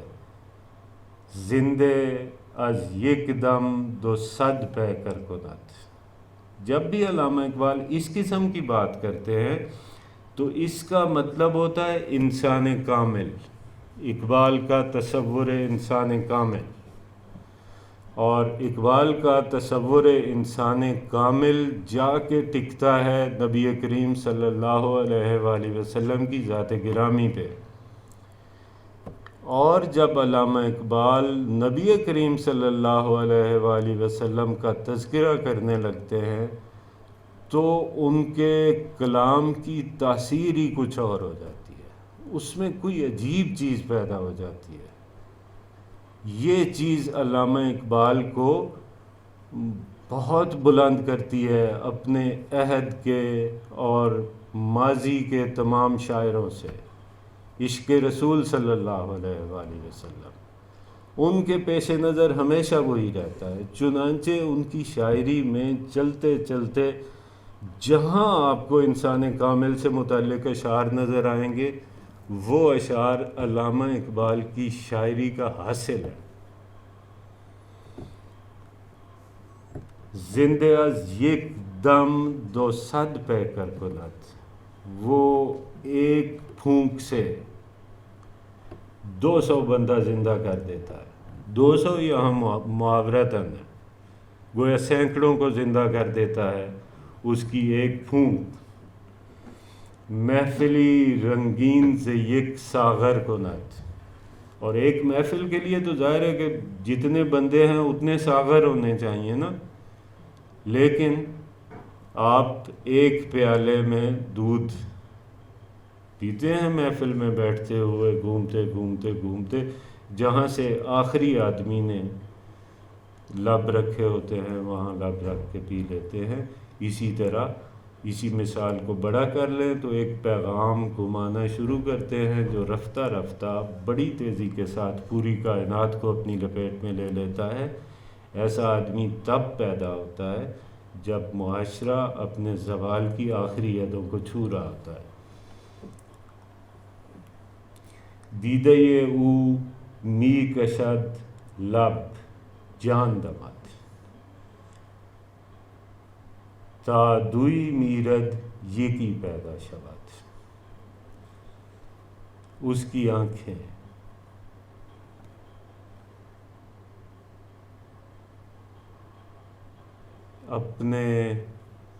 اپنی بصیرت کے ذریعے سے جان پھونک دیتی ہیں لوگوں میں، تا دوئی میرد، جس کے نتیجے میں دوسراہٹ ختم ہو جاتی ہے، اجنبیت ختم ہو جاتی ہے، اور کیا ہوتا ہے، یکی پیدا شود، سب ایک ہو جاتے ہیں۔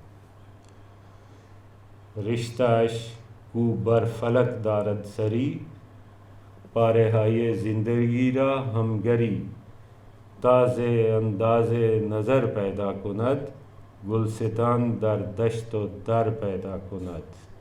پھر وہ کرتا کیا ہے، معجزات کرتا ہے، ایک نگاہ سے لوگوں کو زندہ کر دیتا ہے، ایک پھونک سے لوگوں کو زندہ کر دیتا ہے، اور تازے انداز نظر پیدا کند، وہ دیکھنے کا زاویہ بدل دیتا ہے، وہ لوگوں کو دیکھنے کا نیا انداز سکھاتا ہے۔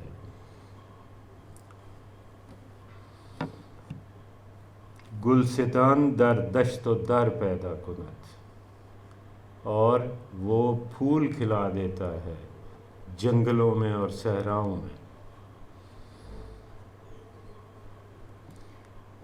یک شرر می افگند اندر دلش، شعله‌ای در گیر می گردد گلش، نقش پایش خاک را بینا کند۔ جہاں وہ قدم رکھتا ہے وہاں مٹی زندہ ہو جاتی ہے۔ نقش پایش، ان کے قدموں کا نشان، خاک را بینا کند، خاک کو آنکھیں عطا کر دیتا ہے۔ ذرے را چشمک زن سینا کند، اور ایک ذرے کو اس قابل بنا دیتا ہے کہ وہ کوہ طور کا مقابلہ کر سکے۔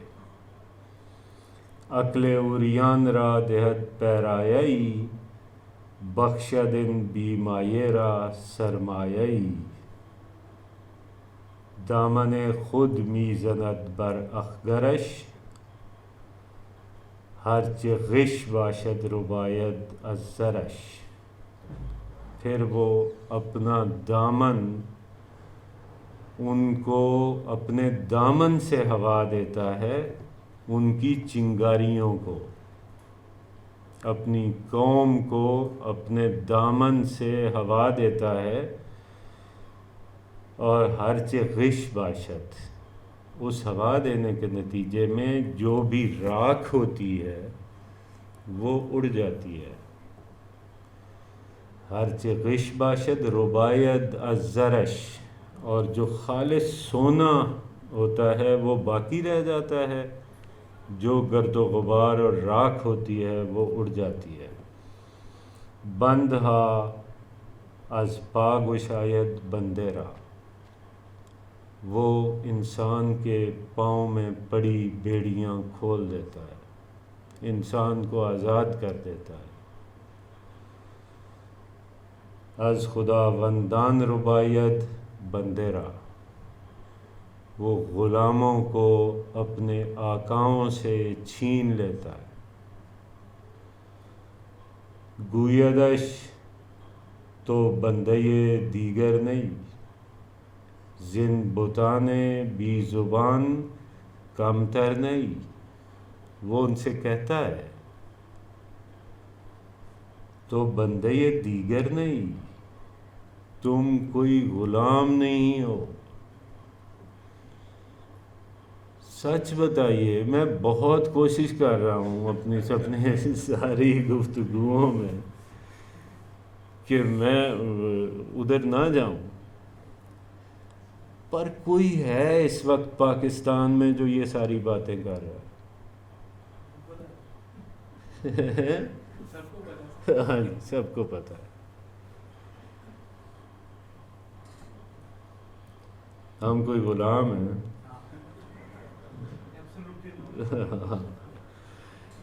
گویدش تو بندہ ہی دیگر نہیں. وہ کہتا ہے تم غلام نہیں ہو. اچھا اس کا کیا مفاد ہے؟ یعنی نبی کریم صلی اللہ علیہ وآلہ وسلم کو اس سے کیا فائدہ پہنچ رہا ہے؟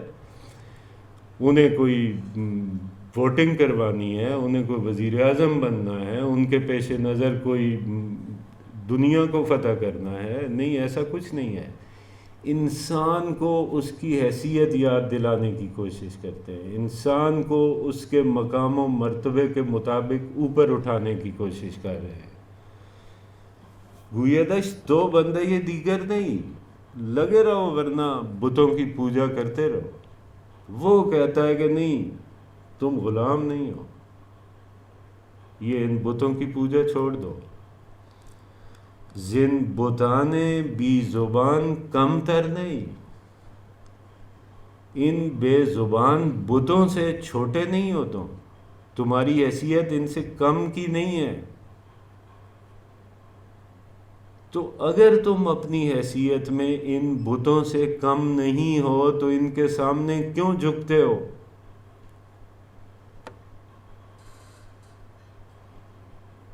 چونٹی والی بات بھی یاد آ گئی جو مولانا روم کہتے ہیں کہ اگر اللہ تعالیٰ نے تمہیں پر دیے ہیں تو چونٹیوں کی طرح زمین پہ کیوں رینگتے ہو؟ گویدش تو بندہ یہ دیگر نہیں، وہ کہتا ہے تم غلام نہیں ہو. زن بتانے بی زبان کم تر نہیں، تمہاری حیثیت ان بتوں سے جنہیں تم نے خود خدا بنایا ہوا ہے ان سے کم کی نہیں ہے. تا سوئے یک مدعا یشمی کشد، پھر وہ انہیں ایک مدعا کی طرف لے کے آتا ہے، ایک مقصد کی طرف لے کے آتا ہے. حلقہ آئین بے پایش می کشد، ان کے پاؤں میں آئین کی بیڑی ڈال دیتا ہے. وہ نہیں آئین جو 72 کے تناظر میں، وہ بالکل نہیں. آئین مسلمانوں کا آئین اور ہے، قرآن ہے مسلمانوں کا آئین، اس کا پابند بناتا ہے. ایک نقطے کی طرف لے آتا ہے. نقطہ کیا ہے؟ نقطہ یہ توحید باز آموزدش. وہ پھر سے ان کو وحدت پرستی کا نقطہ سکھاتا ہے. رسم و آئین نیاز آموزدش، اور نیاز مندی کی رسم سکھاتا ہے. توحید کیا ہوتی ہے؟ لا الہ الا اللہ. یہی قوم کو سکھانا ہے. لا الہ الا اللہ کا مطلب کیا ہے؟ تو طوطے کی طرح پڑھتے رہنے سے کچھ نہیں ہوتا. جب کوئی وقت کا خدا آپ کے سامنے کھڑا ہو جائے تو آپ کے دماغ میں یہ بات آئے کہ لا الہ الا اللہ، اللہ تو وہی ہے جو ہے. ٹھیک ہے جی، اب کتنا وقت ہے جی؟ کوئی نہیں ہے؟ چلو، توحید کا تو آپ کو پتہ ہی ہے، ویسے تو باقی باتوں کا بھی پتہ ہی تھا. اور کوئی سوال الٹا سیدھا اچھا برا جو بھی کسی کے دل میں کوئی سوال ہے آج کر سکتے ہیں. جی بچے، اچھا پہلے لیڈیز فرسٹ. سر ایک کنفیوژن ہے اگر آپ کلیئر کر دیں. جی مطلب مجھے نہیں پتا کہ میں صحیح ہوں. سر ایک طرف جیسے آپ نے بتایا کہ علامہ اقبال کہتے ہیں کہ اللہ تعالیٰ بندہ مومن کا ہاتھ بن جاتا ہے، اور دوسری طرف وہ کہتے ہیں کہ مقام بندگی دے کر نالی شان خدا بندی. تو اس سے تھوڑی مجھے کنفیوژن ہے. ٹھیک ہے. مقام بندگی ہی انسان کو اتنا بے نیاز کر سکتی ہے کہ وہ شان کبریائی کا بھی طالب نہیں ہوتا. جب آپ بندے بن جاتے ہیں سچ مچ کے تو پھر آپ کو اور کسی چیز کی ضرورت باقی نہیں رہتی. چنانچہ علامہ اقبال کی ان دو باتوں میں کوئی بظاہر نہیں، کوئی تضاد ہے ہی کوئی نہیں. یہ بڑی سیدھی سی بات ہے. آپ اپنا مقام پہچان رہے ہیں نا.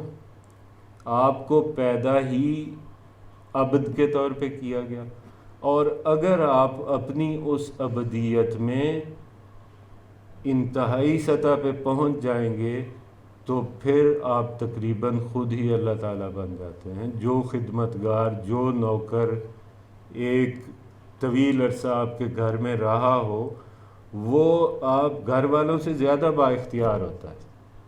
تو یہ بات ہے. ہو سکتا ہے میں کلیئر کر سکا ہوں یا نہیں، پتہ نہیں. جی اس طرح جی بچے.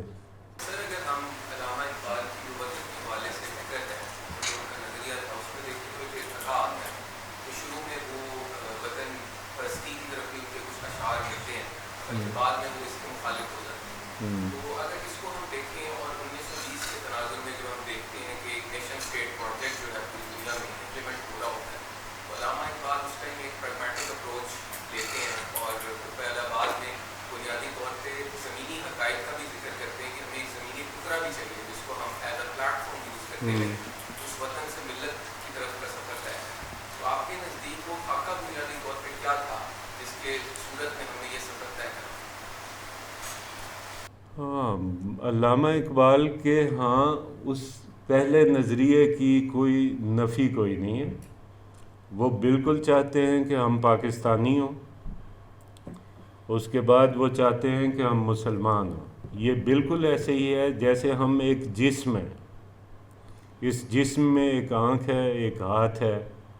اسی طرح ایک گھر کے اندر کئی کمرے بنے ہوئے ہیں، اور یہ فلانے بچے کی شادی ہو گئی، ان کا یہ کمرہ ہے، فلانے کی ہو گئی یہ کمرہ ہے، یہ بابے اور بڈھی کا کمرہ ہے، جو بھی. لیکن الگ الگ کمروں کے باوجود ان کی جو بڑی پہچان ہے وہ ایک گھر کی ہے. سو علامہ اقبال یہ چاہتے ہیں کہ یہ تو وقت کی ضرورت ہے کہ چھوٹی چھوٹی تقسیم کی جائے، لیکن اس تقسیم کے بعد ایک بڑی لڑی میں ہم پروئے جائیں جس کو ملت اسلامیہ کہا جاتا ہے. جی دو کوشچن ہے. ایک تو یہ ہے کہ ایک طرف تو علامہ ہمیں بتا رہے ہیں کہ آپ نے کسی پہ ڈپینڈ نہیں کرنا اور خود کوشش کرنی ہے. دوسری طرف ایک یہ سمجھ رہے ہیں کہ جب معاشرہ بہت زیادہ خراب ہو جائے گا تو ایک آدمی خود ایسا پیدا ہوگا جو کہ آگے نہیں چلے گا. ایک تو اس کے بارے میں ایک تو پیسو اپروچ ہے اس میں. پھر دوسرا یہ کہ 1.5 ارب 2 ارب کے قریب مسلمان ہیں. ابھی ہم نے وہ یزدا کو دین کرنے کی بات کی، تو کوئی ایسا مسلمان موجود نہیں ہے جو اللہ سے دعا کریں، اقبال کو دعا کریں کہ بدل جائے اب کی صورتحال.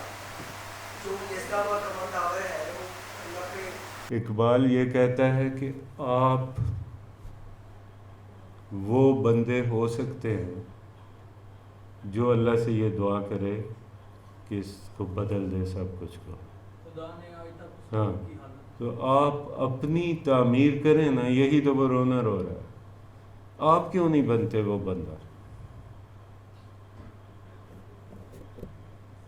اوکے سوال نہ. وہ کہتا ہے سوال کریں جی. وہ کہتا ہے کوئی سوال کرتا ہے تو وہ کہتا ہے گڈ کویسچن، نیکسٹ کویسچن.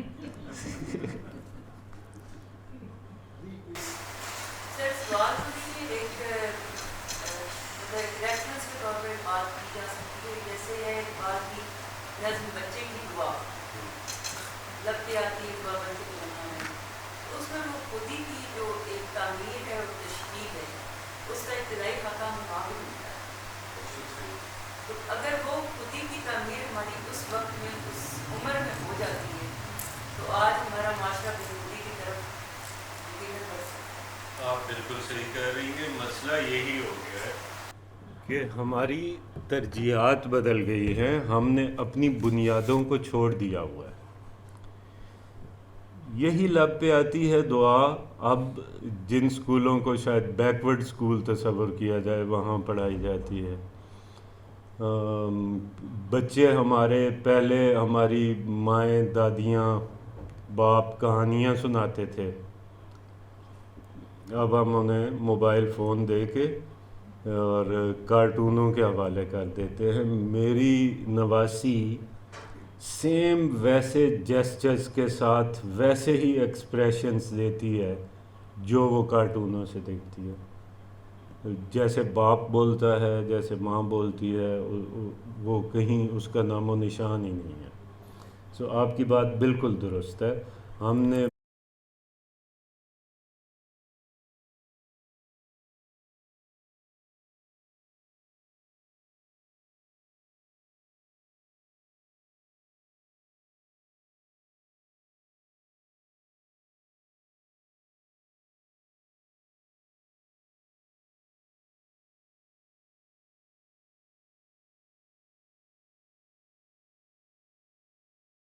جو کچھ بچے میری بچی نے مجھ سے آ کر کہا کہ اماں یو ہیو میڈ اس مسفٹس،